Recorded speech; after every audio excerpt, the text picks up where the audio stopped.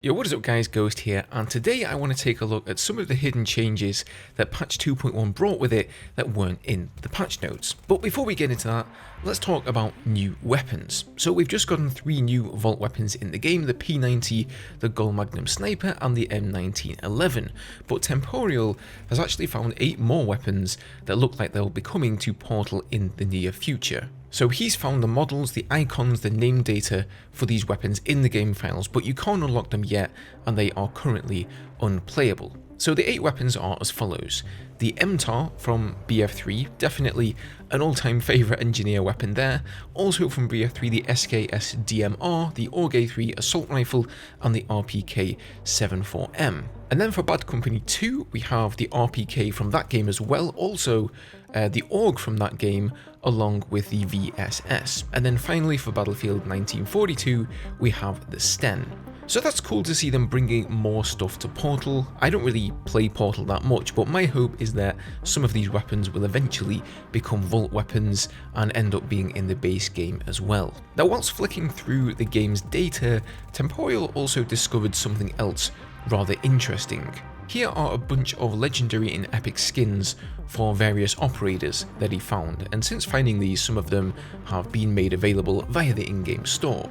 But what's interesting about these skins is that they all seem to have the common theme of incorporating some sort of breathing apparatus like a gas mask, or at the very least Casper has a curtain over his head and Rao has a bit of cloth there, but they all seem to be very well covered up. Now this could just be DICE realising what we want, which is basically more soldier looking skins with proper military gear, but more likely this is something to do with that intriguing Liquidators special event that they mentioned in the 2.1 update patch notes, quoted as being an infantry only experience in tight play spaces. Now the term Liquidators is quite interesting. This word has a number of meanings really. You know, in law you can bring a liquidator in to liquidate your company, essentially selling off its assets to raise money and pay off debt.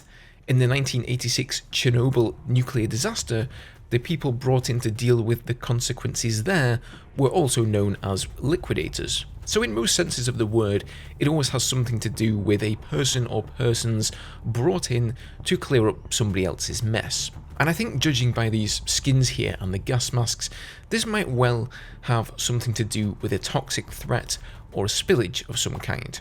I know a lot of people are throwing around the Halloween event idea. I don't really know where that originated from. Perhaps it's purely based on the fact that the event occurs in October, but I guess soon enough we'll find out anyway.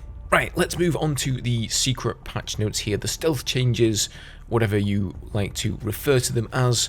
So first of all, a lot of you will have noticed this simply by playing the game, right? But they've added a bunch of new sounds to the game for headshots, damage, vehicle damage, squad mates spawning on you, even turning your weapon laser on and off. It seems like they've just done a pretty big overhaul. I'm a massive fan of this, honestly. I don't think many of us were actually complaining or asking for new headshot sounds or anything, but they are a welcome addition. They just sound super punchy and satisfying now. They also added a bunch of new secret reload animations, so this has always been a fan favourite from past Battlefield games. So there's a force reload animation for the M16, there's a backwards reload for the M416 as well.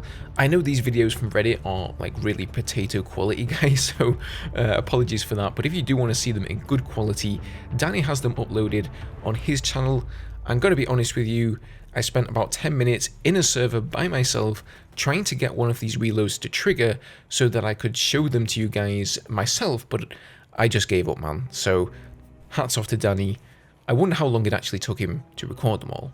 Now this next one is a bit debatable. After all, most of these changes were detected by players simply playing the game and then posting about it on Reddit, but the change in question here is to the Nightbird. So they changed the miniguns on the Nightbird considerably. That was all in the patch notes, but people are reporting that the rocket pods, are now firing slightly faster and reloading faster too. Unfortunately, I don't actually have any older footage of myself in the Nightbird, so I can't edit that into the video and do like a side-by-side comparison, but from feeling alone, I definitely have to agree, there does seem to be a little bit of a speed increase there. Let me know if you've noticed this in the comments as well, guys.